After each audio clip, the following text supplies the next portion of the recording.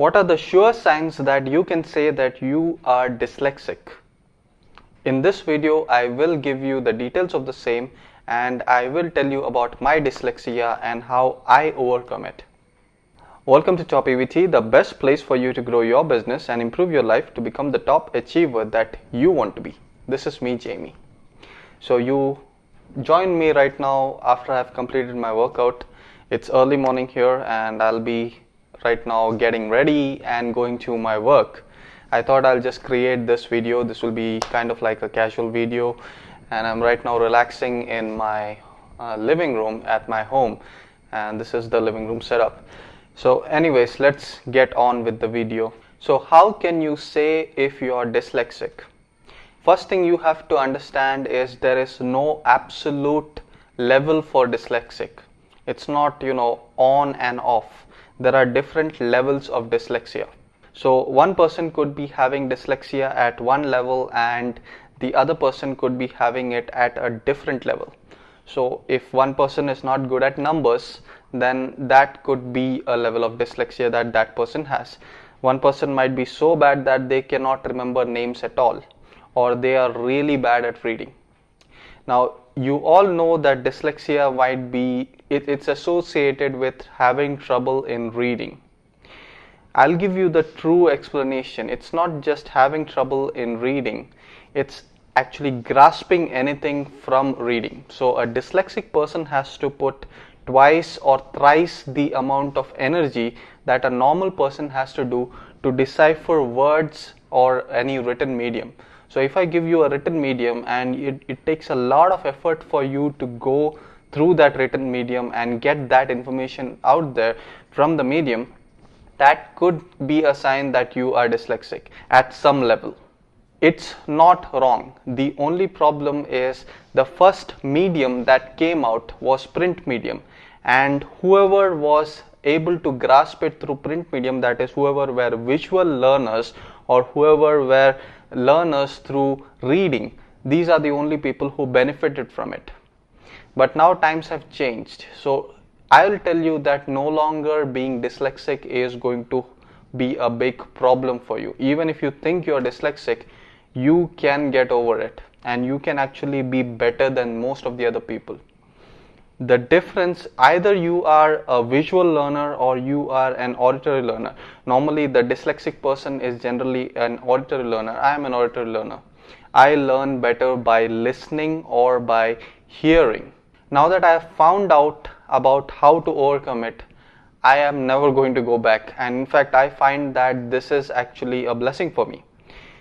Just by hearing a book, I listen to audiobooks, and just by hearing an audiobook I can get about 80 to 90, sometimes 95% of the information from that book within one listening. So once I listen it, it's going to be in my head. I grasp so much out of the book. I don't have to reread it or again go through it. Second thing is I don't forget it. If I've seen any movies, even the movies which I've seen when I was a child, those movies are fresh in my memory. I can recall the entire stories. I can recall the books that I have listened to maybe 2, 3, 4 years before, and I can retain that information for a long time. I've seen that most visual learners or most people who learn through print medium can't do this. So being dyslexic could be actually a blessing in disguise. The problem is our school system, our college system, all of these systems have been set up for books, that is print medium. And that's the reason why you might not be able to excel initially at school. I didn't. I had a lot of problems. My teachers actually thought I was slow or I was not that smart. Whereas the opposite was true. I was smart, I was knowledgeable enough, I was really bright. I could learn things outside of the print medium, but in the print medium I could, because it was so hard, it was a struggle, I didn't keep up with it. If you think you are dyslexic, it doesn't mean it's a big problem, because I have found that out in my own life. It's not a problem.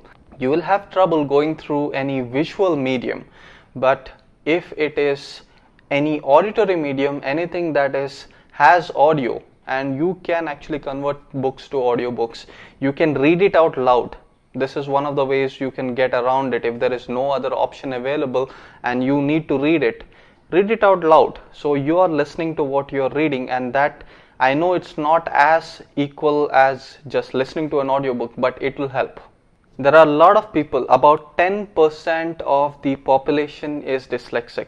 Once you understand that you are having an advantage, and this is, I would say, an advantage, because I think other mediums are better, and if your brain is already geared towards the other medium, then you will do better with those mediums and you will be able to excel on those mediums.